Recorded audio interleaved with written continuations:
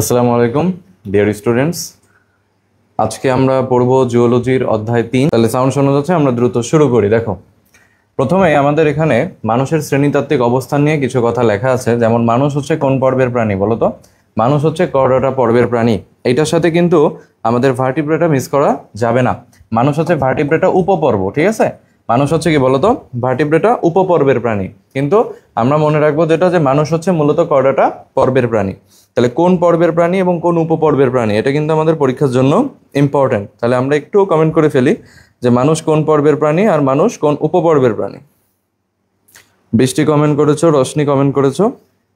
ওকে, শ্রেণীতে আমরা দেখি ম্যামেলিয়ার কথা বলা হয়েছে, বর্গ প্রাইমেটস, এটা আমরা মোটামুটি জানি। আর গণ এবং প্রজাতি আছে হচ্ছে হোমো সেপিয়েন্স, তাই না? এটাগুলো আমরা কিন্তু মোটামুটি পারবো। তাহলে আমরা একটু দেখি যে পর্ব কোনটা আমরা পড়লাম। পর্ব হচ্ছে মানুষ কর্ডাটা পর্বের প্রাণী। আর যখন বলা হবে যে মানুষ কোন উপপর্বের প্রাণী, তখন আসবে হচ্ছে মানুষ ভার্টিব্রেটা উপপর্বের প্রাণী। ঠিক আছে? ওকে, এবার দেখো প্রাইমেট শব্দের অর্থ। এখানে আমাদের পৌষ্টিকতন্ত্রের ভিতরে আমরা চলে আসছি। প্রথমেই যে জিনিসটা আমরা দেখব সেটা হচ্ছে পুরা পৌষ্টিক নালী, অর্থাৎ আমাদের এই মুখগহ্বর থেকে শুরু করে একদম পায়ু পর্যন্ত টোটাল যে লেন্থ, সেটা হচ্ছে 8 থেকে 10 মিটার। কত একটু বলো? 8 থেকে 10 মিটার, টোটাল 8 থেকে 10 মিটার। আর এখানে আমরা একটু যদি দেখি যে গলবিল, সেটা হচ্ছে আমাদের 12.5 সেন্টিমিটার। গলবিলটা কত? গলবিলটা হচ্ছে 12.5 সেন্টিমিটার। ঠিক এই জিনিসটাকেই যদি আমি 2 দিয়ে গুণ দেই, তাহলে কিন্তু আমি 25 পেয়ে যাচ্ছি। দেখো, 12.5কে যদি আমি 2 দিয়ে গুণ দেই, তাহলে আমি কত পেয়ে যাব? 12.5কে যদি আমি 2 দিয়ে গুণ দেই, তাহলে আমি পেয়ে যাব 25 সেন্টিমিটার। তাহলে এই 25 সেন্টিমিটারটা হচ্ছে কিসের দৈর্ঘ্য? অন্ননালীর দৈর্ঘ্য। আর তারপরে দেখো আছে কত? 30 সেন্টিমিটার। তাহলে 12.5, তারপর 25, তারপর 30। আমরা একটা সিরিয়ালে মনে রাখতে পারি, গলবিল, তারপর অন্ননালী, তারপর পাকস্থলী। তো তোমরা একটু কমেন্ট করো তো। তৌফিক, ওয়ালাইকুম আসসালাম। সুরাইয়া, 8 থেকে 10 মিটার। Very good. তোমরা তোমাদের ফ্রেন্ডদেরকে একটু দ্রুত মেনশন দিয়ে দাও, কারণ এই যে ক্লাস শুরু হয়েছে, ক্লাস কিন্তু শেষ হয়ে যাবে খুব দ্রুত। হ্যাঁ, পরে আবার তোমাদের সময় নষ্ট হবে। তো অতএব ক্লাসের টাইমে ক্লাসটা করে ফেলতে পারলে তোমাদের টাইমটা ইনশাল্লাহ ওয়েস্ট হবে না। আচ্ছা, এরপরে একটু দেখো ক্ষুদ্রান্ত্র। ক্ষুদ্রান্ত্রের টোটাল লেন্থ কত? 6 থেকে 7 মিটার, তাই না? ক্ষুদ্রান্ত্রে কত? 6 থেকে 7 মিটার। এর অংশ কি কি? ডিউডেনাম, জেজুনাম এবং ইলিয়াম। ডিউডেনাম, জেজুনাম এবং ইলিয়াম। এই ডিউডেনামের লেন্থ কত? দেখো লেখা আছে 25 সেন্টিমিটার। 25 সেন্টিমিটার। ডিউডেনাম কি আকৃতির? ডিউডেনামটা হয় ইউ আকৃতির। তাহলে এটা আমরা জেনে রাখলাম যে ডিউডেনামটা হয় ইউ আকৃতির। আর এরপরে দেখো জেজুনাম যেটা আছে, সেটা হচ্ছে 2.5 মিটার। এটা কিন্তু ভুল করা যাবে না, 2.5 মিটার। এবং এই যে জেজুনাম, এই জেজুনাম সম্পর্কে একটা খুবই বিখ্যাত এমসিকিউ হচ্ছে, এটা হচ্ছে যে খাদ্য শোষণ সবচেয়ে বেশি, খাদ্য শোষণ সবচেয়ে বেশি কোথায় হয়? খাদ্য শোষণ সবচেয়ে বেশি হয় হলো জেজুনামে। খাদ্য শোষণ সবচেয়ে বেশি হয় কোথায়? জেজুনামে।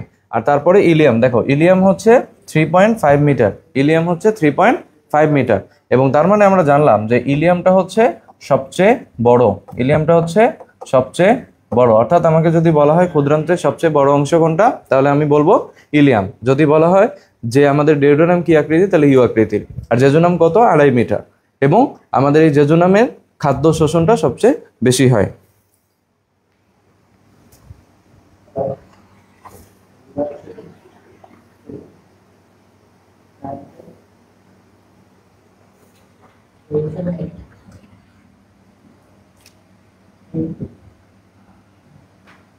আচ্ছা, এরপরে দেখো আমাদের উপরে এখানে একটা টপিক দেওয়া আছে, সেটা হলো কি কি পৌষ্টিক গ্রন্থি আছে। কি কি পৌষ্টিক গ্রন্থি আছে দেখি আমরা। পৌষ্টিক গ্রন্থিগুলো কি কি? লালা গ্রন্থি, যকৃৎ, অগ্নাশয়, গ্যাস্ট্রিক এবং আন্ত্রিক গ্রন্থি। গ্যাস্ট্রিক এবং আন্ত্রিক গ্রন্থি। এর মধ্যে আমরা যদি একটু দেখি, এই যে যকৃৎ এবং অগ্নাশয়, এই যে যকৃৎ এবং অগ্নাশয় আছে, এরা হচ্ছে মিশ্র গ্রন্থি। এরা কি গ্রন্থি? মিশ্র গ্রন্থি। অর্থাৎ আমাদের এই যকৃৎ এবং অগ্নাশয়, এদের দুইজনেরই অন্তঃক্ষর অংশ আছে এবং বহিঃক্ষর অংশ আছে। অন্তঃক্ষর অংশ আছে এবং বহিঃক্ষর অংশ আছে, এটা আমরা খেয়াল রাখবো।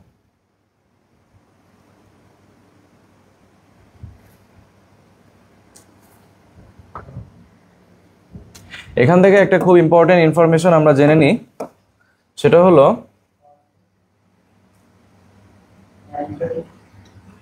দেখো সেটা হচ্ছে যে মাস্ট টু রিমেম্বার অন্ননালী হচ্ছে আমাদের পৌষ্টিক নালীর সবচেয়ে পেশিবহুল অংশ, ঠিক আছে? তাহলে তোমাকে দিতে পারে যে আমাদের পৌষ্টিক নালীর সবচেয়ে পেশিবহুল অংশ কোনটি, তাহলে অ্যান্সার হচ্ছে অন্ননালী। সবাই একটু কমেন্ট করে জানাও তো যে আমাদের পৌষ্টিক নালীর সবচেয়ে পেশিবহুল অংশ কোনটা।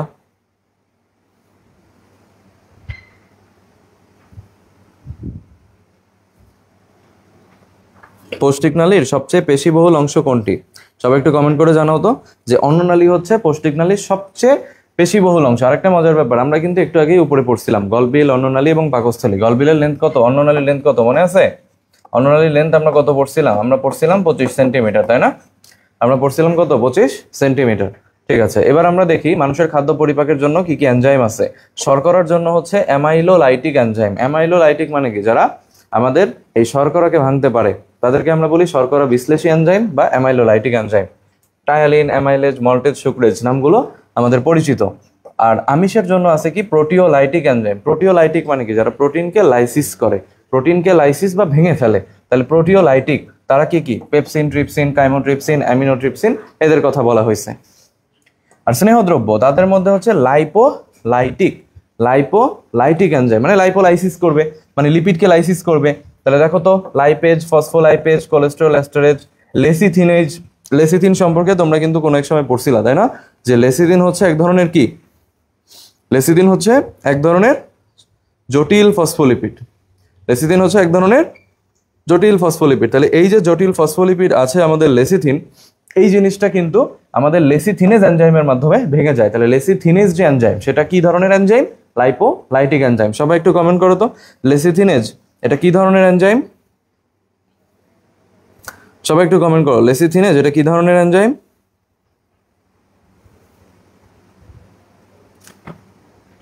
এটা হচ্ছে আমাদের লাইপোলাইটিক এনজাইম। Very good. এরপরে আমরা একটু দেখি যে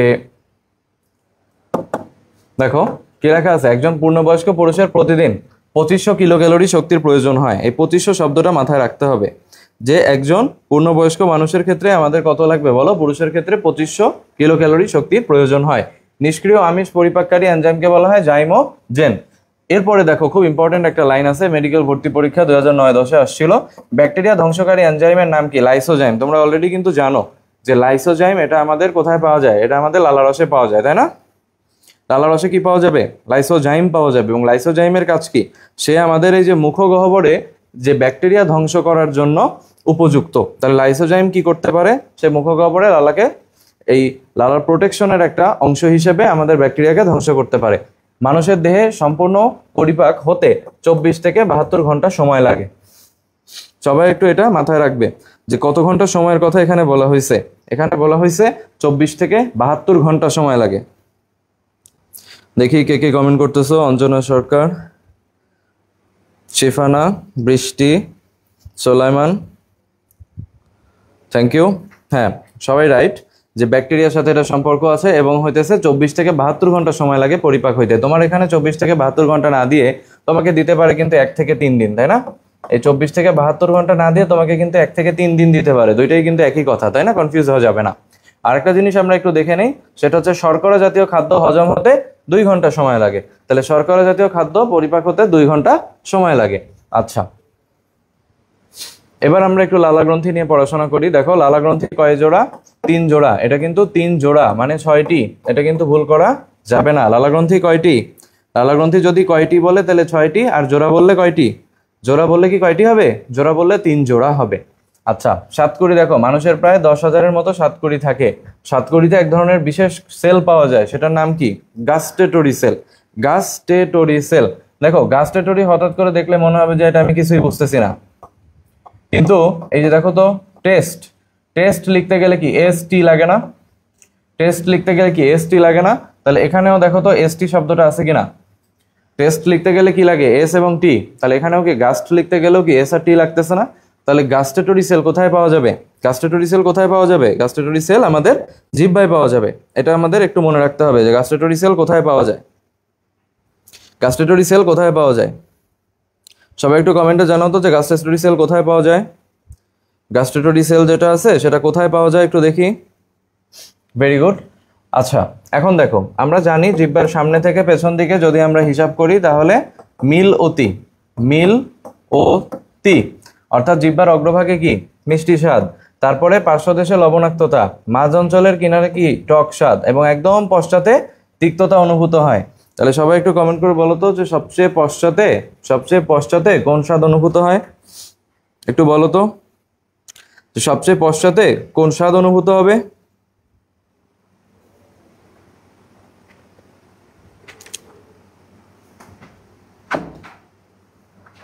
এটা আমাদের একটু জানতে হবে, সবচেয়ে পশ্চাতে কোন স্বাদ অনুভূত হবে, ঠিক আছে? এটা একটু আমরা জানি, সবচেয়ে পশ্চাতে, ভেরি গুড, সবচেয়ে পশ্চাতে অনুভূত হবে হচ্ছে তিক্ত স্বাদ, তাই না? সবচেয়ে পশ্চাতে অনুভূত হবে তিক্ত স্বাদ, ভেরি গুড। আচ্ছা, এরপরে দেখো, জিহ্বায় ঝাল জাতীয় খাবারের জন্য কোনো স্বাদকুড়ি নেই, 100% ইম্পর্টেন্ট, এটা খুব ভালো করে মাথায় রাখতে হবে। তোমাকে পরীক্ষায় দেওয়া হবে যে কোনটির জন্য কোনো স্বাদকুড়ি নেই, কোনটির জন্য কোনো স্বাদকুড়ি নেই। তাহলে ঝাল জাতীয় খাদ্যের জন্য, ঝাল জাতীয় টেস্টের জন্য কোনো স্বাদকুড়ি নেই। আচ্ছা, আবার দেখো আমরা এখানে চলে আসি। আচ্ছা, এখানে কিছু লসিকা গ্রন্থি আছে, সেই লসিকা গ্রন্থিগুলো সম্মিলিতভাবে লিঙ্গুয়াল টনসিল গঠন করে। এই গ্রন্থি হচ্ছে আমাদের জিহ্বায় 3 প্রকারের যে গ্রন্থি আছে সেগুলো মিলে আমাদের লিঙ্গুয়াল টনসিল গঠন করে, এটা আমাদের মাথায় রাখতে হবে। আচ্ছা, এখানে আরেকটা বিশেষ তথ্য দেওয়া আছে, দেখো খেয়াল করো, সেটা হচ্ছে 5 থেকে 10 দিনের মধ্যে স্বাদকুড়ি নষ্ট হয়ে যায় এবং প্রতিস্থাপিত হয়। 5 থেকে 10 দিনের মধ্যে আমাদের স্বাদকুড়ি নষ্ট হয়ে যায় এবং সেটা প্রতিস্থাপিত হয়, এই কথাটা আমাদের পারতে হবে। 5 থেকে 10 দিনের মধ্যে স্বাদকুড়ি নষ্ট হয় এবং প্রতিস্থাপিত হয়। সবাই একটু কমেন্ট করে জানাও যে স্বাদকুড়ি কত দিনের মধ্যে নষ্ট হয়ে যায় এবং প্রতিস্থাপিত হয়।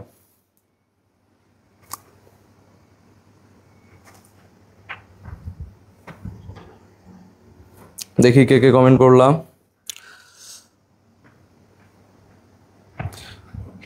সোলাইমান কমেন্ট করেছো, বৃষ্টি কমেন্ট করেছো, ভেরি গুড।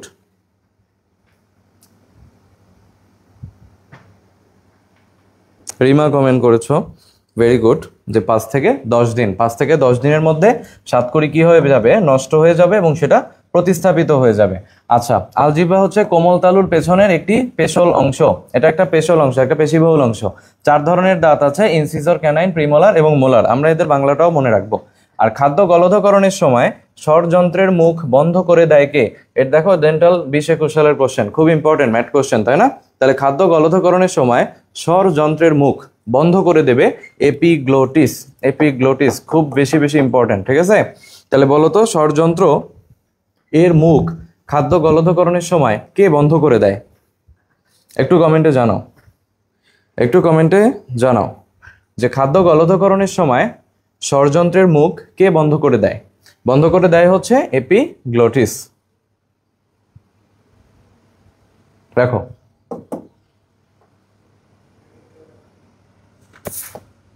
এবার আমরা চলে আসি মুখগহ্বরে। দেখো, খাদ্য পরিপাক 2 ভাবে সম্পন্ন হয়, তার মধ্যে সফট প্যালেট এবং কোমল তালুর কথা লেখা আছে। খাদ্যপ্রস্ত নাসা ছিদ্রপথে প্রবেশে বাধা দেয়। তাহলে যদি বলা হয় যে খাদ্যকে নাসা পথে যেতে বাধা দেয় কে, খাদ্যকে নাসা পথে যেতে বাধা দেয় কে, তাহলে কি হবে অ্যান্সার?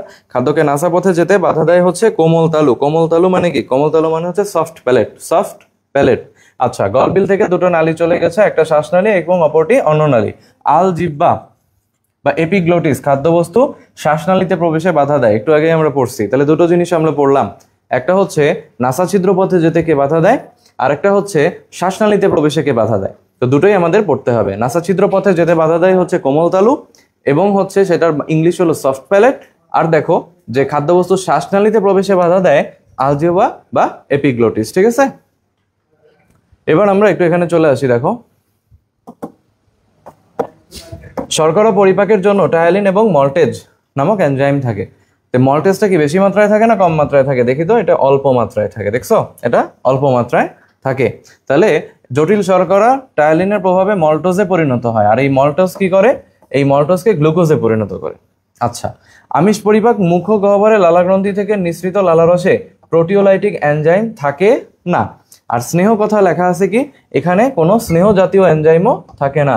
তাহলে যদি বলা হয় যে মুখগহ্বরে কোন জাতীয় খাদ্য পরিপাকের জন্য কোনো এনজাইম থাকে না, তাহলে এটার অ্যান্সার কি হবে? মুখগহ্বরে কোন জাতীয় খাদ্যের জন্য কোনো এনজাইম থাকে না? প্রোটিওলাইটিক অর্থাৎ প্রোটিন বিশ্লেষণের জন্য এবং লিপিড বিশ্লেষণের জন্য কোনো এনজাইম থাকে না। তাহলে মুখগহ্বরে কোনটার জন্য শুধু আমাদের এই এনজাইম থাকে, সেটা হচ্ছে শর্করার জন্য। এইটুকু আমাদের ভালো করে জানতে হবে। এবং কোনটা কম থাকে, সেটা হচ্ছে মল্টেজ।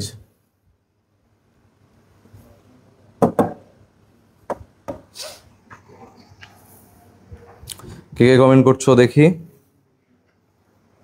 স্নেহা কমেন্ট করেছো, সোলাইমান কমেন্ট করেছো, জাকিয়া কমেন্ট করেছো, ভেরি গুড। তৃষা কমেন্ট করেছো।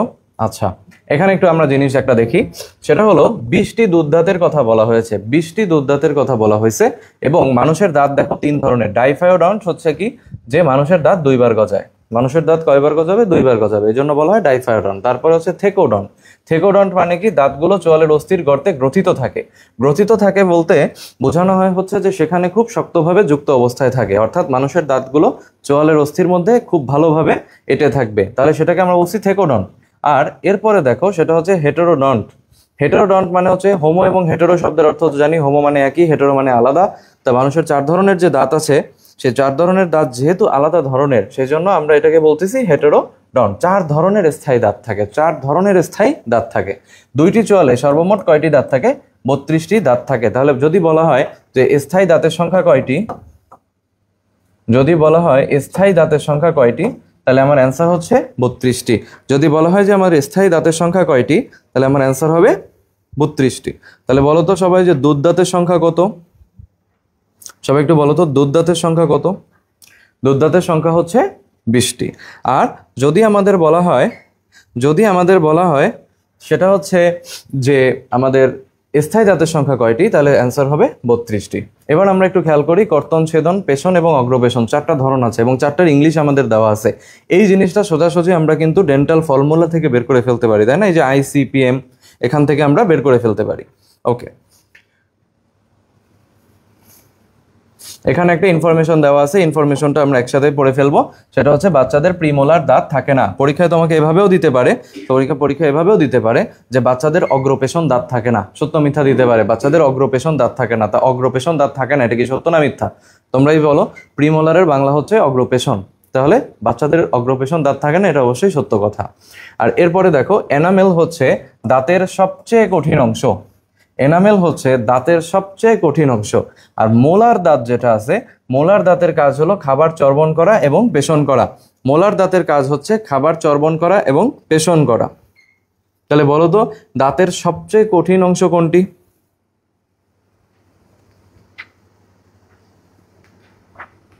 দাঁতের সবচেয়ে কঠিন অংশ কোনটি? কমেন্ট করো তো।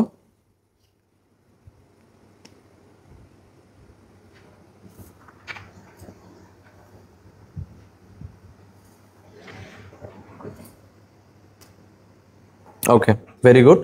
আচ্ছা, এবার চলে আসো পাকস্থলীতে। তোমাদের একটা ইন্টারেস্টিং ব্যাপার বলি, সেটা হচ্ছে যে এই এনামেল কিন্তু একমাত্র জিনিস, তোমরা জানো কিনা জানি না, যে যখন কোনো ডেড বডি বার্ন করা হয় বা যখন কোনো হচ্ছে যে ডেড বডি পুড়ে যায় বা আগুনে ক্ষতিগ্রস্ত হয়, তাকে শনাক্তকরণ করার জন্য একটা উপায় কিন্তু দাঁত। হ্যাঁ, কারণ এই যে দাঁতের যে এনামেল, এই দাঁতের এনামেল কিন্তু নষ্ট হয় না, এটা আগুনে পুড়ালেও কিন্তু এটা সহসা নষ্ট হয় না। অতএব এইটা দিয়ে কিন্তু চিহ্নিতকরণের কাজ করা যায়, ফরেনসিক এটার ব্যবহার আছে। ঠিক আছে, সবাই কমেন্ট করছো দেখছি। Zakia Sultana, Shifana Akter, Sulaiman, very good. Okay, পাকস্থলী দেখো। এবার পাকস্থলীতে পড়াশোনা হচ্ছে ডায়াফ্রামের নিচে এটা এবং উদরের উপর অংশে অবস্থান করে। সদ্য ভূমিষ্ঠ শিশুর ক্ষেত্রে হচ্ছে 30 ml, বয়সন্ধিকালে 1 লিটার, প্রাপ্তবয়স্কতে 1.5 থেকে 2 লিটার, প্রাপ্তবয়স্কতে 1.5 থেকে 2 লিটার।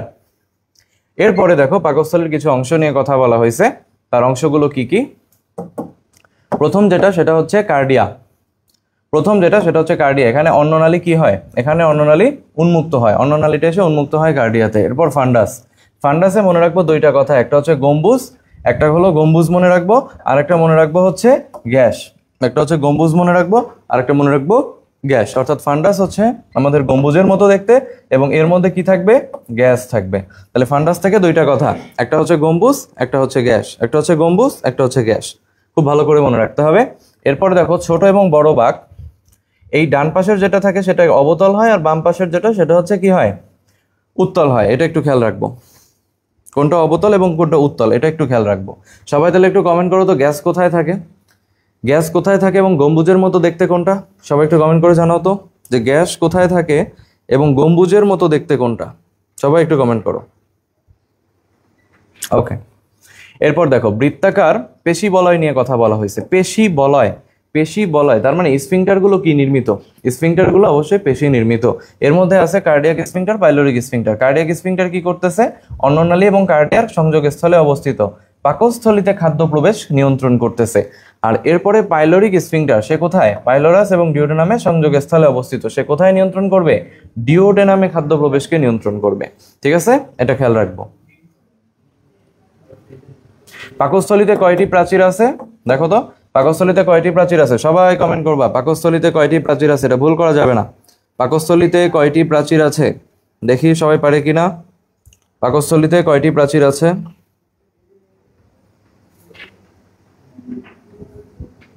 ভেরি গুড, সবাই কমেন্ট করতেছো যে পাকস্থলিতে ভেরি গুড, প্রাচীর আছে 5টি। পাকস্থলিতে প্রাকৃতিক 5টি। জব্বার কমেন্ট করেছো, সাদিয়া কমেন্ট করেছো, ভেরি গুড। তাহলে এই যে পাকস্থলী, সর্ববহিস্থ স্তরের নাম হচ্ছে মিউকোসা। সবচেয়ে বহিস্থ স্তরে থাকে মিউকোসা, আর সবচেয়ে বাহিরের স্তরের নাম কি? সেরোসা। তাহলে সবচেয়ে ভেতরে আছে মিউকোসা, সবচেয়ে বাহিরে আছে সেরোসা। এবং মিউকোসা স্তর থেকে রুগী নামক অভিক্ষেপ সৃষ্টি হয়। এই যে মিউকোসা স্তর আছে সেখান থেকে রুগী নামক অভিক্ষেপের সৃষ্টি হয়। অর্থাৎ এই যদি আমাদের পাকস্থলী হয় তাহলে এই সবচেয়ে ভিতরের স্তরের নাম হচ্ছে মিউকোসা, আর সবচেয়ে বাইরের স্তরের নাম হচ্ছে আমাদের সেরোসা। এবং এই যে আমাদের মিউকোসা স্তর আছে, এখান থেকে এই যে রুগীর মতো অঞ্চল তৈরি হবে। ঠিক আছে, তাহলে রুগীটা আমরা মনে রাখবো যে রুগী কোথা থেকে তৈরি হয়? রুগী তৈরি হবে মিউকোসা স্তর থেকে। সবাই একটু কমেন্ট করে জানাও যে রুগী, এই রুগী জিনিসটা কোথায় থাকে এবং এই রুগী জিনিসটা কোথা থেকে তৈরি হয়? সবাই একটু কমেন্ট করো যে রুগী জিনিসটা কোথা থেকে তৈরি হয়। Very good. আচ্ছা, এরপরে দেখো পাকস্থলীতে ভ্যাগাস স্নায়ুর শাখা আছে। পাকস্থলীতে কিসের শাখা আছে? ভ্যাগাস স্নায়ুর শাখা আছে। এটা আমরা দেখে নিলাম। HCl পাকস্থলীর খাদ্যের অধিকাংশ ব্যাকটেরিয়াকে ধ্বংস করে দেয়। এবং আমরা বলেছিলাম যে জিলেটিনেজ নামে একটা এনজাইম আছে, দেখছো কিনা? এই জিলেটিনেজ নামে যে এনজাইমটা আছে সেটা কিন্তু একটা আমিষ পরিপাককারী এনজাইম। ভেরি ইম্পর্টেন্ট, 100% ইম্পর্টেন্ট, মনে রাখতে হবে যে আমাদের জিলেটিনেজ যেটা আছে সেটা হচ্ছে একটা আমিষ পরিপাককারী এনজাইম। সেটা হচ্ছে একটা আমিষ পরিপাককারী এনজাইম এবং এটা পাকস্থলীতে থাকে। পাকস্থলীতে খাদ্য পরিপাক। মসৃণ পেশির কয়টা স্তর নিয়ে পাকস্থলী গঠিত?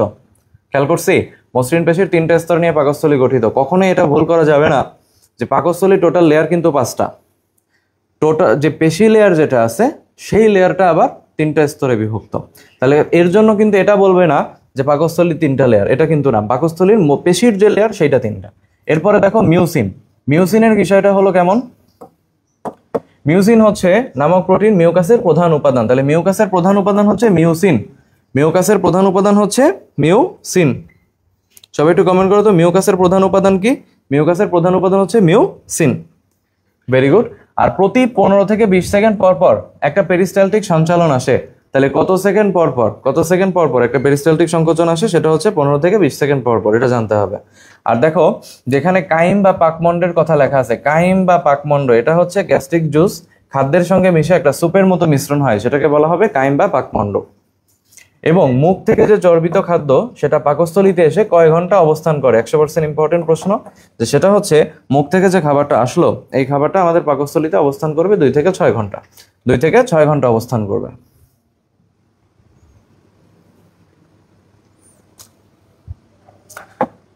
মুখগহ্বরে আমরা জানি শুধু শর্করা পরিপাকের জন্য এনজাইম ছিল, কার্বোহাইড্রেটের জন্য ছিল, তাই না? আমিষের জন্য বা স্নেহের জন্য কিছুই ছিল না। আবার এখানে দেখো উল্টা, এখানে তোমার হচ্ছে শর্করার জন্য কিন্তু কিছুই নাই, আবার আমিষ এবং আমাদের স্নেহের জন্য আমিষ এবং স্নেহের জন্য কিন্তু আছে, তাই না? তাহলে শর্করা পরিপাক দেখো, শর্করা বিশ্লেষী কোনো এনজাইম নিঃসৃত হয় না। তাহলে তোমাকে প্রশ্ন দেওয়া হবে যে পাকস্থলীতে কোন জাতীয় খাদ্যের কোনো পরিবর্তন হয় না?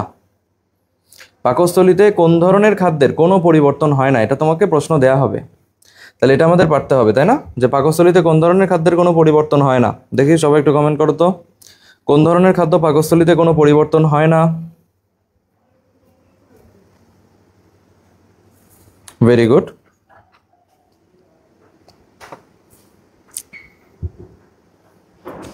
হ্যাঁ, পাকস্থলীতে আমরা মনে রাখবো যে পাকস্থলীতে শর্করা জাতীয় খাদ্যের কোনো পরিবর্তন হয় না।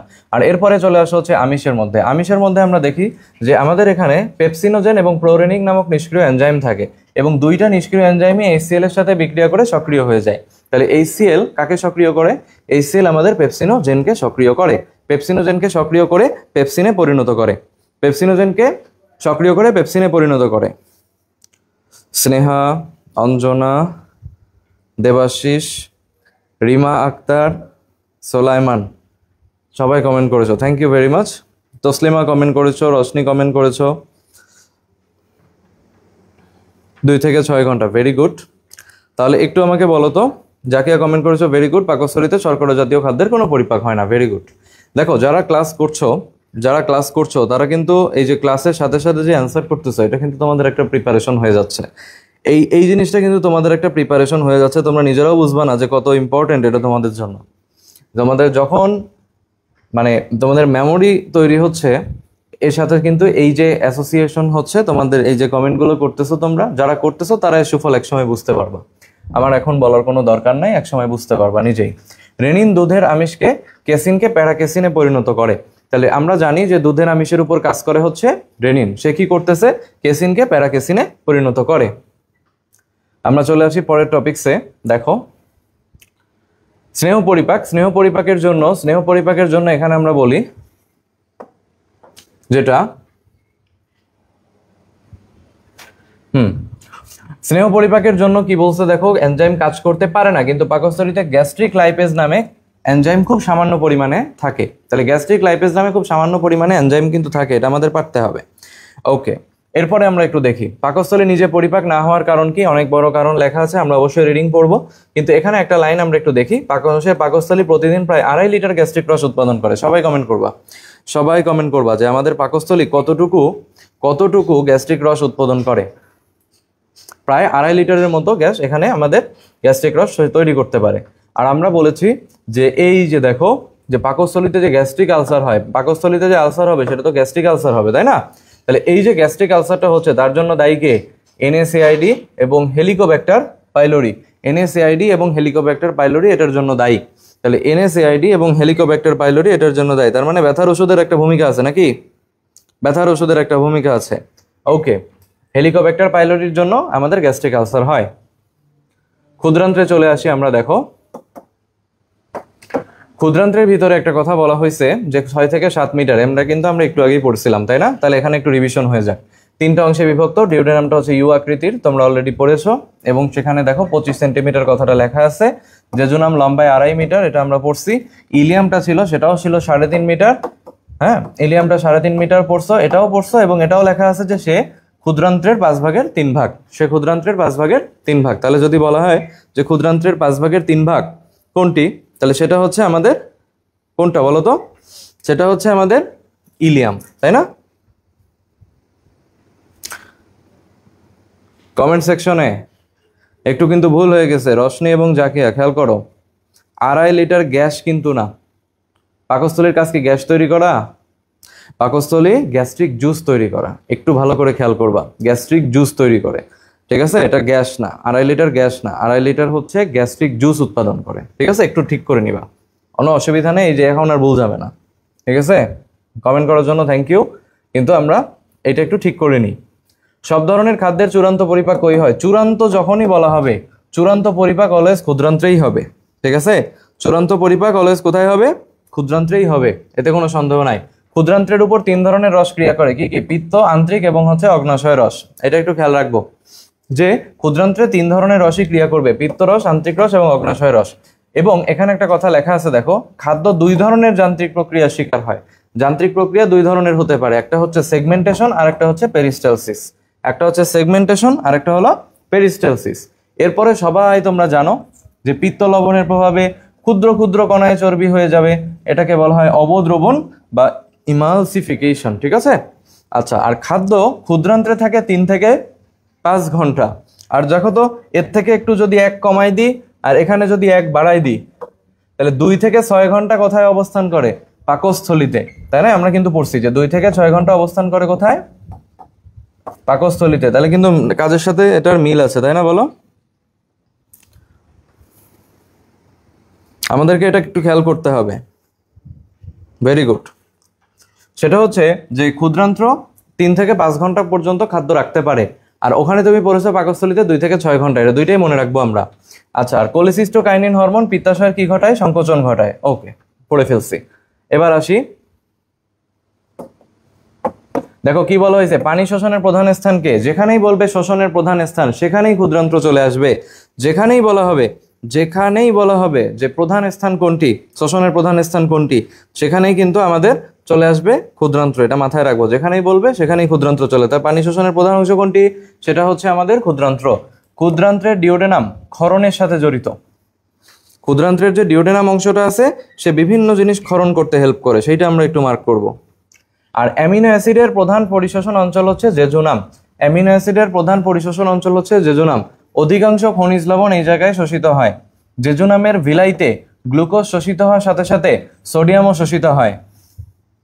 জেজুনামের ভিলাই যেটা আছে সেই ভিলাইতে গ্লুকোজের সাথে সাথে সোডিয়ামও শোষিত হয়। এখানে একটা ছোট মেকানিজম আছে, সেটাকে আমরা এভাবে বলি যে সেটা হচ্ছে যে ধরো এটা হচ্ছে আমাদের ভিলাই, আর এখানে যখন হচ্ছে আমাদের গ্লুকোজ প্রবেশ করে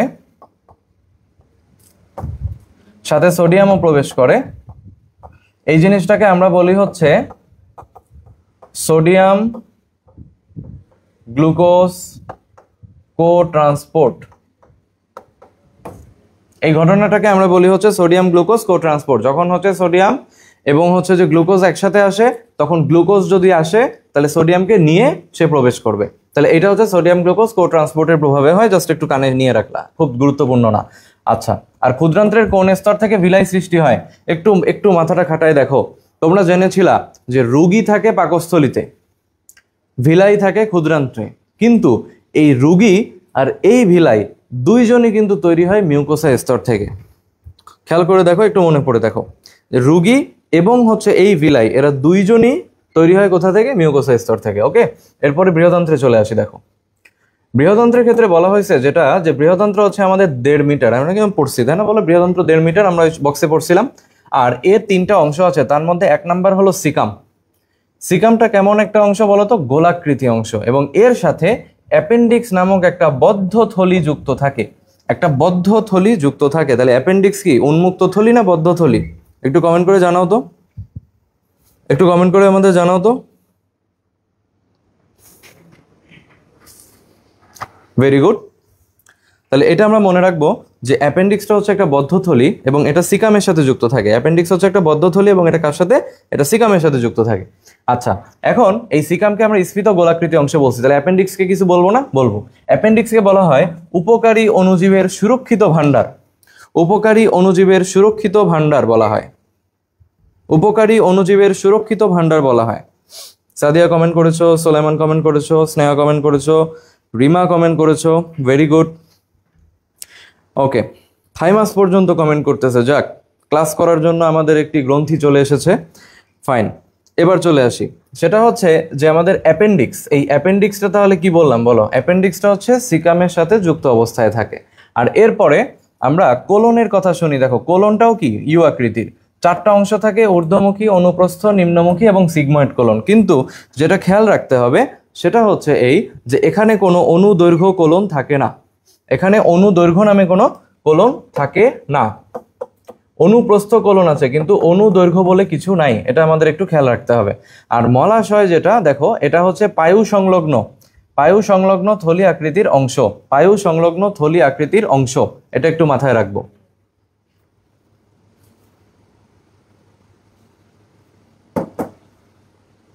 দেখো, 500 প্রজাতির মিথজীবী ব্যাকটেরিয়া থাকে। 500 প্রজাতির মিথজীবী ব্যাকটেরিয়া থাকে কোথায়? বৃহদান্ত্রে, তাই না? তাহলে বৃহদান্ত্রে নিশ্চয়ভাবে আমাদের কি পাওয়া যায়? ব্যাকটেরিয়া পাওয়া যায়। এবং সেটা কত প্রজাতির কথা বলা হয়েছে? 500 প্রজাতির কথা বলা হয়েছে। ইকোলাইকে প্রায়োরিটি দেওয়া হয়েছে। আর ব্যাকটেরিয়াগুলো অ্যানারোবিক প্রকৃতির। অ্যানারোবিক মানে কি? অক্সিজেনের উপস্থিতি ছাড়া বাঁচতে পারে না, তাই না? কিন্তু আমরা এটা জানি যে এরা অক্সিজেন ছাড়াও বাঁচতে পারে। কই, বৃহদান্ত্রে কি এত অক্সিজেন আছে? তাহলে ওরা কাজ করবে কিভাবে? ওরা অক্সিজেন ছাড়া বাঁচতে পারে বলেই বৃহদান্ত্রে কাজ করতে পারে। বৃহদান্ত্রের যে ভিটামিন দেখো, কে এবং B12 এবং ফলিক অ্যাসিড, এদেরকে উৎপন্ন করতে পারে। ক্ষুদ্রান্ত্র থেকে আগত পরিপাকের বর্জ্যে বিদ্যমান পানির 70 থেকে 80% অভিস্রবণের মাধ্যমে পুনঃশোষিত হয়। তোমাকে পরীক্ষায় দেওয়া হবে যে বৃহদান্ত্রে পানির পুনঃশোষণ কোন প্রক্রিয়ায় হয়? সবাই একটু কমেন্ট করো তো, যে বৃহদান্ত্রে পানির পুনঃশোষণ কোন উপায়ে হয়? সেটা হচ্ছে অভিস্রবণ। বৃহদান্ত্রে পানির যে পুনঃশোষণটা হয় এটা কোন উপায়ে হয়? এটা হচ্ছে আমাদের অভিস্রবণের মাধ্যমে হয়। এবং বৃহদান্ত্রে সর্বোচ্চ সংখ্যক গবলেট কোষ পাওয়া যায়, ঠিক আছে। এবং বৃহদান্ত্রে গবলেট কোষ মিউকাস ক্ষরণ করে, যেটা লুব্রিক্যান্টের কাজ করে, অর্থাৎ আমাদের যে মল তৈরি হয় সেটাকে পাতলা করতে হেল্প করে এবং সেটাকে পিচ্ছিল করতে হেল্প করে। That is it. ওকে, রাফেজ শব্দটার সাথে আমরা একটু পরিচিত হই। রাফেজ হচ্ছে এমন একটা জিনিস, সেটা হচ্ছে খাদ্যের অপাচ্য অংশ। খাদ্যের অপাচ্য অংশ, অশোষিত এবং দেহে পুষ্টি মূল্যহীন বস্তুকে বলা হয় হচ্ছে রাফেজ। তার মানে রাফেজের অ্যাকচুয়ালি কোনো পুষ্টিগুণ নাই, তাই না? রাফেজের কোনো পুষ্টিগুণ নাই। এবং মল উৎপাদনের সম্পর্কে তোমাদের এখানে সুন্দর প্যারাগ্রাফ দেওয়া আছে, সবাই একটু রিডিং পড়ে নেবা, তোমাদের মনটা ভালো হয়ে যাবে।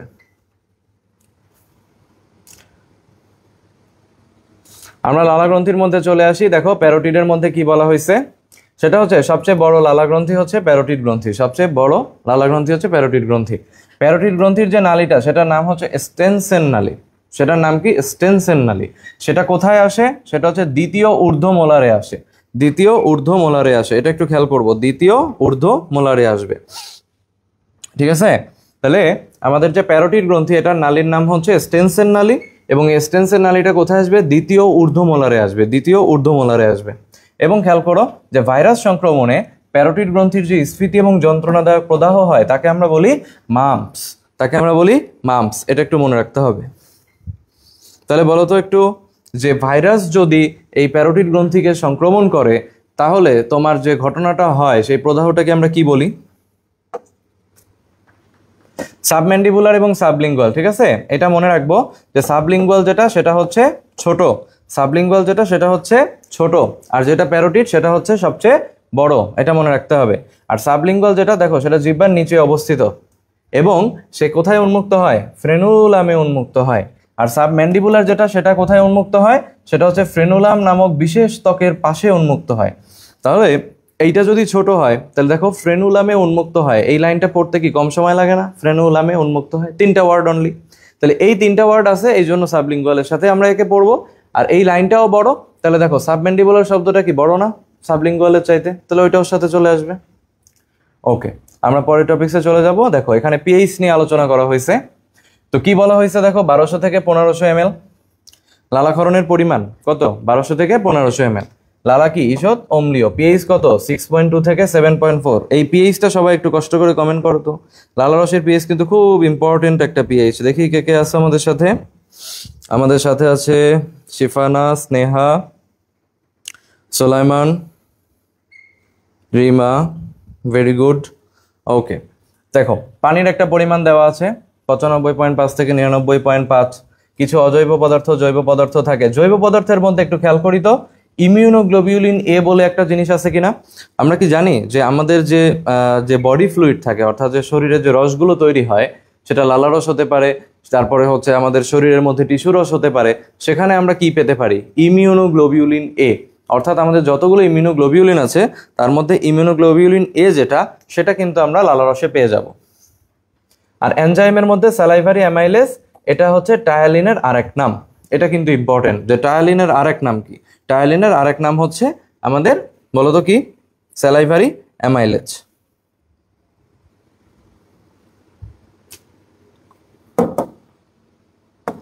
দেখো ক্লোরাইড কি বলছে, এটি স্যালাইভারি অ্যামাইলেজকে সক্রিয় করে।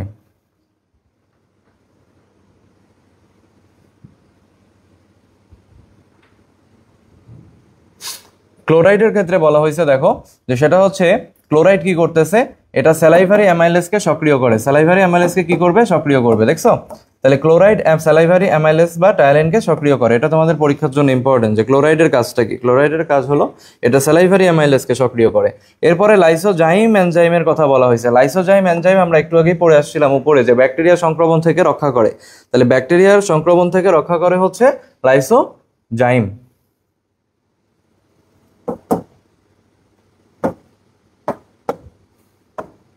লালাক্ষরণ কমে যাওয়াকে বলা হয় কি? জেরোস্টোমিয়া, তাই না? লালাক্ষরণ যে কমে যায় এটাকে আমরা বলি হচ্ছে জেরোস্টোমিয়া। এবং কম লালা নিঃসরণজনিত যে রোগ সেটাকে বলা হয়েছে ডিসজিউসিয়া। ওকে, এরপরে আমরা চলে আসি যকৃতে। দেখো যকৃতকে আমরা বলতেছি কি? জৈব রসায়নাগার, তাই না? জৈব রসায়নাগার বা অর্গানিক ল্যাবরেটরি বলতেছি। আবার অনেক সময় তাকে কি বলা হয়, মৃত কোষের কবরস্থান বলা হয়, বা জীবন সমুদ্রের কর্মমুখর পোতাশ্রয়ও বলা হয়।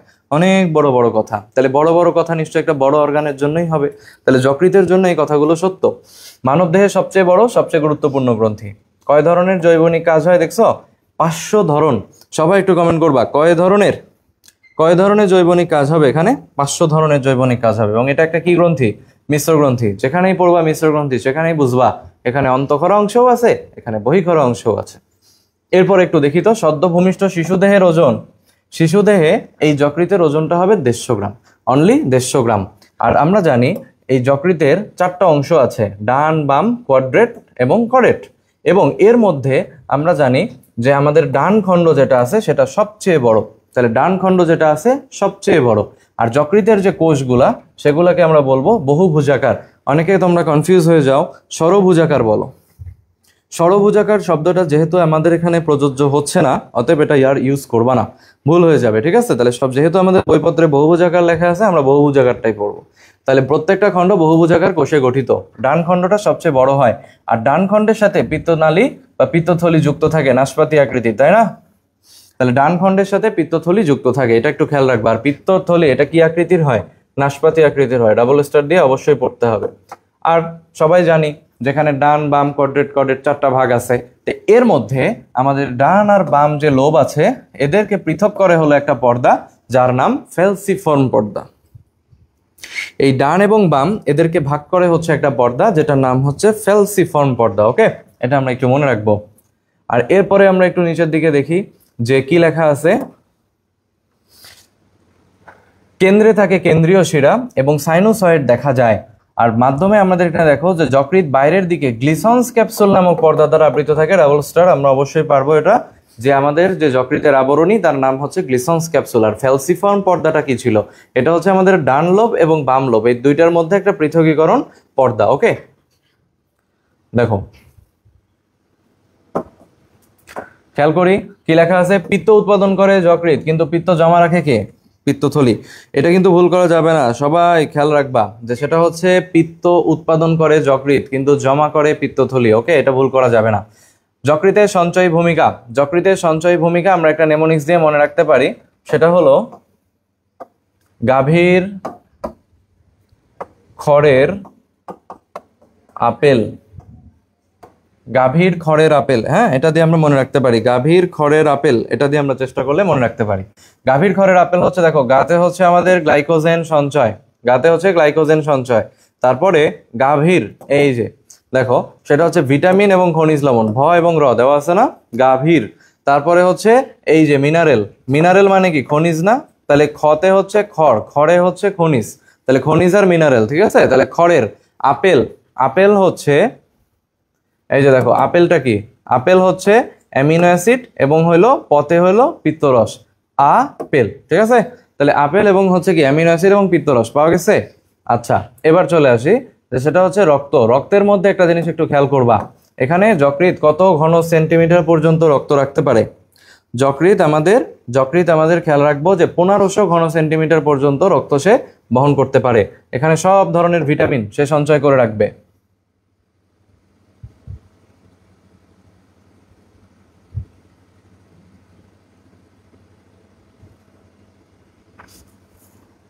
আচ্ছা, আবার কি করতে পারে? সে মিনারেলও সঞ্চয় করতে পারে। ওকে, আর পিত্তরস প্রতিদিন কতটুকু? 400 থেকে 800 মিলিলিটার। 400 থেকে 800 মিলিলিটার পিত্তরসে এখানে তৈরি করতে পারে বা গ্রহণ করতে পারে, তাই না? গ্রহণ করবে না, তৈরি করবে, এবং সেটা জমা করবে কোথায়? সেটা জমা করবে হচ্ছে আমাদের পিত্তথলিতে। তাহলে যেহেতু আমরা সঞ্চয় ভূমিকা পড়ে ফেলছি, আমাদের বিপাকীয় ভূমিকাগুলো না পড়লেও হয়ে যায়। এর মধ্যে আমরা শুধু এটুকুলো একটু নামগুলো দেখবো, গ্লাইকোজেনেসিস, গ্লাইকোজেনোলাইসিস, লাইপোজেনেসিস, ঠিক আছে? নামগুলো আমরা দেখে যাচ্ছি। আর এরপরে খেয়াল করো,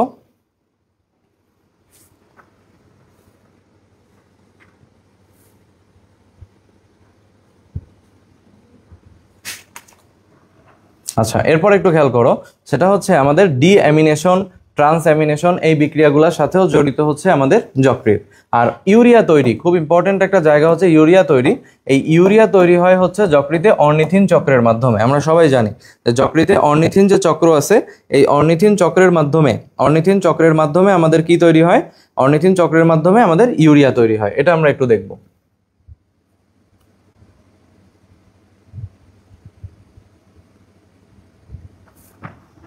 ওকে, এরপরে দেখো প্লাজমা প্রোটিন সংশ্লেষের কথা বলা হয়েছে। গামা গ্লোবিউলিন ছাড়া প্রায় সকল ধরনের প্লাজমা প্রোটিন সংশ্লেষ করে কে? গামা গ্লোবিউলিন ছাড়া। তার মানে সে কি গামা গ্লোবিউলিন সংশ্লেষ করবে? করবে না কিন্তু। তাহলে গামা গ্লোবিউলিন ছাড়া প্লাজমা প্রোটিন সংশ্লেষ করে কে? সেটা হচ্ছে আমাদের যকৃৎ। তারপরে একটু খেয়াল করো যে এখানে লেখা আছে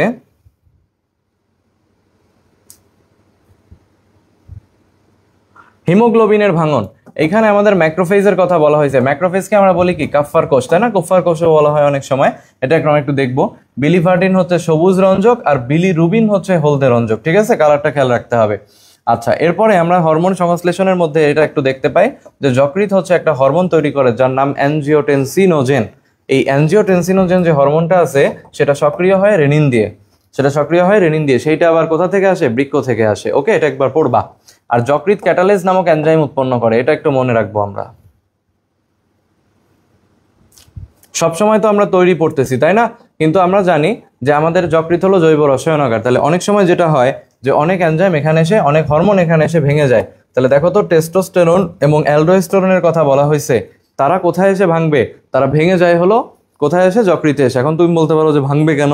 শোনো, নির্দিষ্ট সংখ্যক যে কোনো জিনিস আমাদের শরীরে ব্যবহারের পর যা অতিরিক্ত থেকে যায় সেটাই আমাদের শরীরের জন্য পয়জন, সেটাই শরীরের জন্য বিষ। তাহলে এই বিষাক্ত জিনিসকে নষ্ট করে ফেলতে হবে। তাহলে টেস্টোস্টেরন এবং অ্যালডোস্টেরন শরীরে কাজে লাগার পর যা অতিরিক্ত থাকে সেটা যকৃতে এসে ধ্বংস হয়ে যায়, এটাই মনে রাখবা।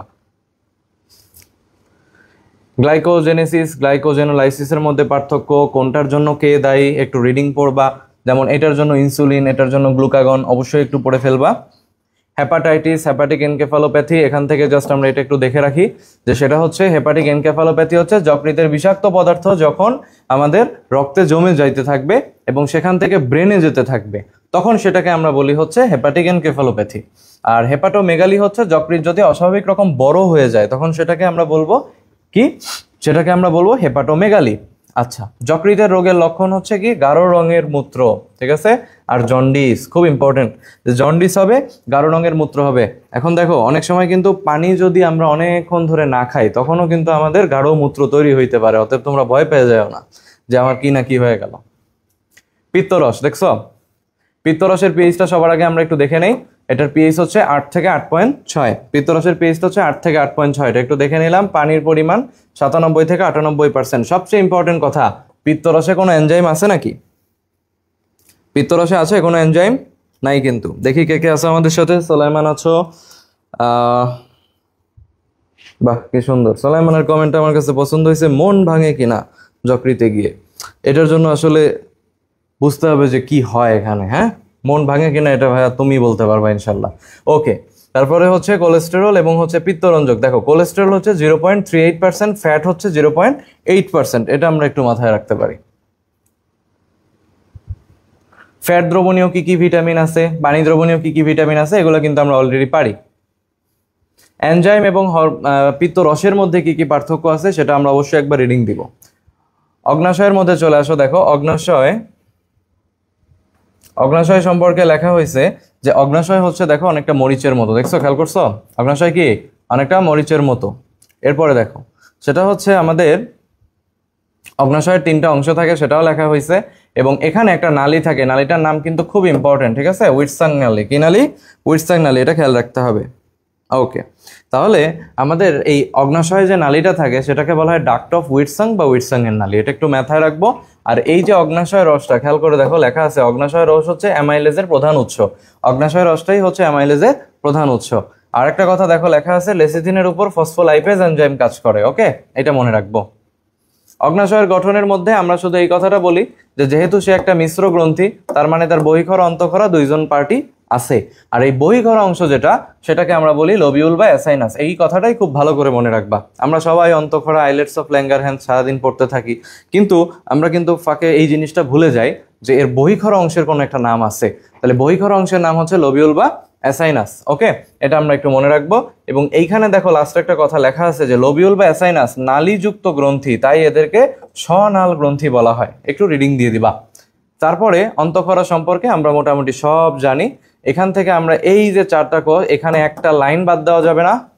ইনফিনিটি স্টার ইম্পর্টেন্ট, স্টার দিতে দিতে আসমানে চলে যাব, তারপরও শেষ হবে না। আলফা, বিটা, ডেল্টা, গামা, এই গামা কোষ বা পিপি কোষ, এখান থেকে পলিপেপটাইড আসে। এই যে দেখো ডেল্টা কোষ, সে আলফা এবং বিটাকে নিয়ন্ত্রণ করতেছে। গ্লুকাগন এবং দেখছো কতবার আসছে, এখান থেকে আসলে কি বলবো বলো, কিছুই বলার নাই। বিটা থেকে ইনসুলিন আসে, আলফা থেকে গ্লুকাগন আসে, এই পুরো বক্স ধরে পড়তে হবে, ঠিক আছে, কোনো কিছু বাদ দেওয়া যাবে না। গ্যাস্ট্রিক গ্রন্থিতেও ঠিক একই রকম 4 ধরনের কোষ থাকে, এইটা খুব ভালো করে পড়বা। সেটা হচ্ছে অক্সিনটিক কোষ বা প্যারাইটাল কোষের কথা বলা হয়েছে, তারপরে মিউকাস কোষের কথা বলছে, আর্জেন্টাফাইন কোষ, জাইমোজেনিক কোষ বা চিফ কোষ, প্রত্যেকটার অন্য কি নাম আছে এবং সে কি কাজ করে সেটা কিন্তু তোমাদের পড়তে হবে। যেমন অনেকে বলে যে আর্জেন্টিনা নাকি সেরা, তা আর্জেন্টিনা সেরা এর মানে কি? আর্জেন্টিনা সেরা এর মানে হচ্ছে আর্জেন্টাফাইন কোষ থেকে সেরোটোনিন আসে, ঠিক আছে, এইভাবে মনে রাখতে হবে। তো যেভাবেই পারি, আমাদের পছন্দ হোক আর না হোক, আমাদের এইভাবে করে এই বক্সটা মুখস্থ করে ফেলতে হবে। জাস্ট একটু আগে অগ্নাশয়ের কাজ যেমন মুখস্থ করতে হবে, এটাও মুখস্থ করতে হবে। গ্যাস্ট্রিক রসে আমরা একটু চলে আসি। গ্যাস্ট্রিক রসে পানির পরিমাণ কত? গ্যাস্ট্রিক রসে পানির পরিমাণ কত দেখো লেখা আছে 99.45%, 99.45%। আর পূর্ণবয়স্ক মানুষ প্রতিদিন প্রায় 2 লিটার গ্যাস্ট্রিক জুস তৈরি করতে পারে, 2 লিটার, ঠিক আছে, গ্যাস্ট্রিক জুস তৈরি করতে পারে। এবার এখানে একটু চলে আসি, দেখো সেটা হচ্ছে পানি। পানি হচ্ছে 98.5%, 98.5% এই ক্ষেত্রে। ওকে ওকে, আচ্ছা, এরপরে আমরা একটু দেখি, যেখান থেকে তেমন কিছু লাগছে না। এই যে একটা বক্স আমাদের দেওয়া আছে, সেখানে নিষ্ক্রিয় এনজাইম কি কি, কারা কারা সক্রিয় করে এবং সক্রিয় করে সেটা কিসে পরিণত হয় সেটা আমাদের দেওয়া আছে। যেমন এন্টারোকাইনাস ট্রিপসিনোজেনকে ট্রিপসিন বানায়। ট্রিপসিন হচ্ছে কাইমোট্রিপসিনকে কি বানাচ্ছে?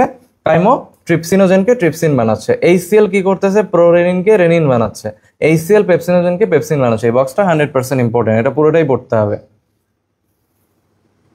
পৌষ্টিক নালীর কোন অংশে কি এনজাইম থাকে? আমরা গুরুত্বপূর্ণ এনজাইমগুলো একটু দেখে ফেলি। এখানে একটু খেয়াল করো, পাকস্থলীতে জিলেটিনেস থাকে, এটা আমরা কিন্তু আগেই পড়ছিলাম যে পাকস্থলীতে জিলেটিনেস থাকে, এটা একটু খেয়াল করবা।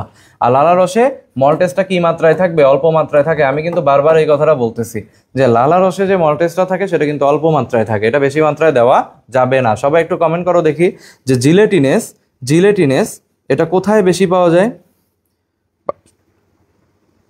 পৌষ্টিক নালীর কোথা থেকে এটা আসে, এটা একটু আমাকে একটু কমেন্ট করে জানাও। অগ্নাশয়ের ক্ষেত্রে দেখো সবাই ট্রিপসিন পেপটাইডেজ এভাবে গেছে। 7 আর 8 নাম্বারটা হঠাৎ করে দেখে নাও চেনা যেতে পারে। কোলাজিনেজ এবং ইলাস্টেজ, এটা কিন্তু পড়ে ফেলবা। কোলাজিনেজ, ইলাস্টেজ এরা দুইজন কোথা থেকে আসে? অগ্নাশয় থেকে আসে। ওকে, আর এখানে দেখো লিপিড পরিপাকের জন্য এটা আমরা একটা নেমোনিক্স দিয়ে মনে রাখতে পারি। যেমন আমরা এইভাবে মনে রাখতে পারি, ফোকলা দিয়ে আমরা ইজিলি মনে রাখতে পারি। ফতে হচ্ছে ফসফোলাইপেজ, তারপর কতে কোলেস্টেরল এস্টারেজ এবং লতে কি লাইপেজ, ঠিক আছে। তাহলে ফোকলা দিয়ে লিপিড পরিপাককারীগুলোর নামটা মনে রাখতে পারো। আর আন্ত্রিক গ্রন্থিতে একটু খেয়াল করো। আন্ত্রিক গ্রন্থি দেখো, আন্ত্রিক গ্রন্থি কি আ দিয়ে না? তাহলে এখানে দুইটা আ আছে, একটা হলো আলকালাইন ফসফেটেজ আর একটা হলো আমিনো পেপটাইডেজ। আমরা অ্যামিনো না বলে আমরা এইভাবে পড়লাম যে আন্ত্রিক গ্রন্থিতে আমিনো পেপটাইডেজ থাকে আর আলকালাইন ফসফেটেজ থাকে, ঠিক আছে। এই দুইটা ভালো করে পড়বা। কোথায় কতটুকু সময় লাগে এটা একটা হাইলাইট দেওয়া আছে, একটু দেখে নিতে পারো। আর এরপরে দেখো যে আমাদের কোথায় কি শোষণ হয়। ভিলাই হচ্ছে পরিশোষণের একক, এই ইনফরমেশনগুলো আমাদের এখানে দেওয়া আছে। ভিলাই হচ্ছে পরিশোষণের একক এবং ভিলাইয়ের কাজ কি? শোষণ অঞ্চলের আয়তনকে বৃদ্ধি করা। ভিলাইয়ের শোষণতলের মোট ক্ষেত্রফল 10 বর্গমিটার। এই কোশ্চেনগুলো কিন্তু আসতে পারে। আর মানুষের ক্ষুদ্রান্ত্রের প্রায় 50 লক্ষ ভিলাই থাকে। Double star important. কোনটা? মানুষের ক্ষুদ্রান্ত্রে কতটুকু ভিলাই থাকবে? 50 লক্ষের মতো ভিলাই থাকতে পারে, ঠিক আছে। এগুলো একটু খেয়াল করবো। কাইলোমাইক্রন সম্পর্কে তোমরা জানো যে কাইলোমাইক্রন হচ্ছে লিপিড পরিশোষণে ভূমিকা পালন করে, ঠিক আছে। আর ল্যাকটিয়ালটা কি? এই যে সাদা হয়ে যায়, লসিকায় প্রবেশ করলে সাদা হয়ে যায়, তখন সেটাকে বলা হয় ল্যাকটিয়াল, ঠিক আছে। এই দুইটা কিন্তু পড়তে হবে।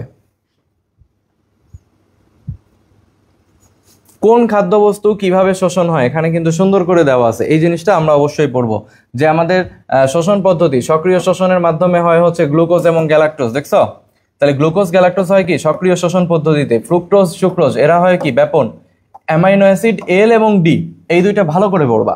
যে এল অ্যামাইনো অ্যাসিড যেটা সেটা হচ্ছে নিষ্ক্রিয় শোষণ, আর ডি অ্যামাইনো অ্যাসিড যেটা সেটা হচ্ছে আমাদের ব্যাপন। ঠিক আছে, এটা যেন ভুল না যায় যে এল অ্যামাইনো অ্যাসিড যেটা আছে সেটা হচ্ছে নিষ্ক্রিয়র মাধ্যমে হবে এবং ডি যেটা আছে সেটা হচ্ছে ব্যাপনের মাধ্যমে হবে। এখানে সাপেক্ষ, প্রতিবর্ত, নিষ্ক্রিয়, পরিবর্ত এগুলো একটু রিডিং দিবা, দেখো এখানে খেয়াল করছো একটা কথা লেখা আছে কিন্তু যে সিক্রেটিন হচ্ছে একটা অ্যাসিড বিরোধী হরমোন। দেখছো এই কথাটা লেখা আছে কিন্তু যে সিক্রেটিন হচ্ছে একটা অ্যাসিড বিরোধী হরমোন এবং কোলেসিস্টোকাইনিন সে কি করতেছে, পাকস্থলী শূন্য হতে বাধা দেয়, এটা একটু দেখবা।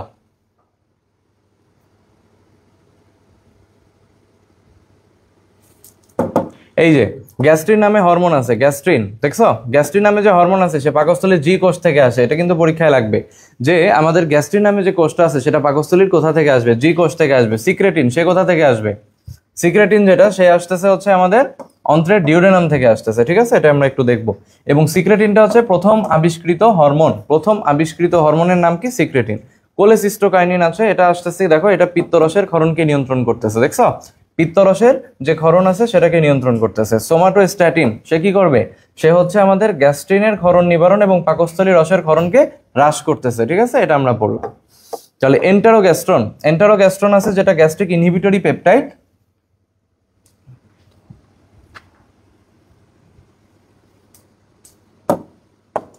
গ্যাস্ট্রিক ইনহিবিটরি পেপটাইড যেটা আছে সেটা কি করতেছে, গ্যাস্ট্রিক সংকোচন হ্রাস করার জন্য একে বলা হয় গ্যাস্ট্রিক ইনহিবিটরি পেপটাইড। দেখি কি কি বলতেছো তোমরা, বা চলে গেলা কিনা। না, তোমরা কিন্তু খুব ভালোভাবেই আছো। সোলাইমান আমাদের সাথে আছে, রিমা আছে, ভেরি গুড, স্নেহা আছে, ওকে গুড। আচ্ছা, এবার একটু দেখি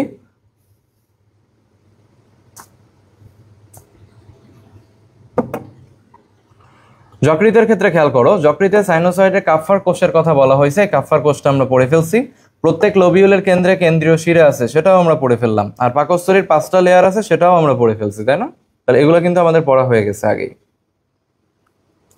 এই গুরুত্বপূর্ণ কিছু অবস্থান এটা আমরা কি অলরেডি পড়ে ফেলছি না, যে গবলেট কোষ দেখো বৃহদান্ত্রেও থাকে, ক্ষুদ্রান্ত্রের মিউকোসায়ও থাকে। কোথায় সবচেয়ে বেশি থাকে তোমরাই বলো তো? বৃহদান্ত্রে বেশি থাকে। ভিলাই ক্ষুদ্রান্ত্রের মিউকোসায় বেশি থাকে। রুগী পাকস্থলীতে থাকে। সাইনোসয়েড যকৃতে থাকে। ঠিক আছে, সবগুলাই পড়বা। আমরা পৌঁছে গিয়েছি স্থূলতায়। স্থূলতা থেকে খুব ইম্পর্টেন্ট কিছু জিনিস আছে, আমি সেই জিনিসগুলো একটু হাইলাইট করে তোমাদের স্থূলতা এটা শেষ করতে পারবো। যে 20% বা তার বেশি যদি মেদ সঞ্চিত হয় তখন তাকে বলা হয় হচ্ছে স্থূলতা। আর এই যে স্থূলতা, সেটাকে আমরা যে চিকিৎসা বিজ্ঞানের ভাষায় যে সার্জারি করা হয় সেটাকে বলা হয় বেরিয়াট্রিক্স। আর স্থূলতার কারণ দেখো, এখানে কিছু কারণ দেওয়া আছে, আমরা কারণগুলো অবশ্যই পড়বো। তার মধ্যে নিদ্রাহীনতা একটা খুব গুরুত্বপূর্ণ কারণ। সেটা হলো রাতে 6 থেকে 7 ঘন্টার কম ঘুমালে যেটা হয় সেটা হচ্ছে স্থূলতা বেড়ে যায়। এখানে দুইটা জিনের কথা বলা হয়েছে, এফটিও, গ্রিলিন, লেপটিন, এই জিনগুলোকেও দায়ী করা হয়েছে। ঠিক আছে, আবার দেখো polycystic ovary syndrome, Cushing syndrome, hypothyroidism, Prader Willi syndrome, এই যে রোগগুলো আছে এগুলো হলেও একটা মানুষ স্থূল হয়ে যেতে পারে।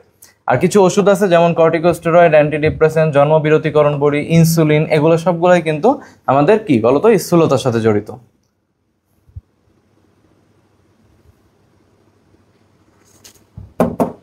স্থূলতা হলে কি কি সমস্যা হইতে পারে দেখো, করোনারি হৃদরোগ, রক্তচাপ, স্লিপ অ্যাপনিয়া, স্ট্রোক, মানে একটাও ভালো জিনিস নাই, সব খারাপ জিনিস হইতে পারে। টাইপ 2 ডায়াবেটিস, অস্টিওআর্থ্রাইটিস, ক্যান্সার, এর মধ্যে যদিও কোলন ক্যান্সারটা সবচেয়ে বেশি হয়, বন্ধ্যাত্ব, তারপরে হচ্ছে আয়ুষ্কাল 6 থেকে 7 বা 7 থেকে 8 বছর কমে যায়। এরপরে দেখো যেখানে লেখা আছে যে 1997 সালে WHO কি বলছে, এই স্থূলতাকে বিশ্বব্যাপী মহামারী হিসেবে স্বীকৃতি দিছে। আর এই বক্সটা তো সবাই জানো যে এই বক্স থেকে কোশ্চেন সবসময় আসে এবং খুব ইম্পর্টেন্ট একটা বক্স, যে আমাদের ওজন কম কখন, স্বাভাবিক কখন, অতিরিক্ত কখন, প্রথম স্তর, দ্বিতীয় স্তর, তৃতীয় স্তর, সবগুলাই তোমাদের মান মুখস্থ রাখতে হবে। এটা দেখে দেখে দেখে দেখে বারবার পড়বা।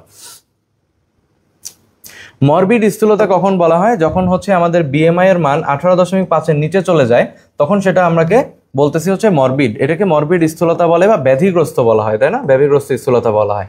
আরেকটা জিনিস খেয়াল করবা যে সেটা হচ্ছে নিম্ন মাত্রার ওজন বলছি, কিন্তু যদি মাত্রা 50 থেকে 100 হয়ে যায় তখন সেটাকে বলা হয়েছে মরবিড স্থূলতা। এটা আমরা একটু দেখে নিই।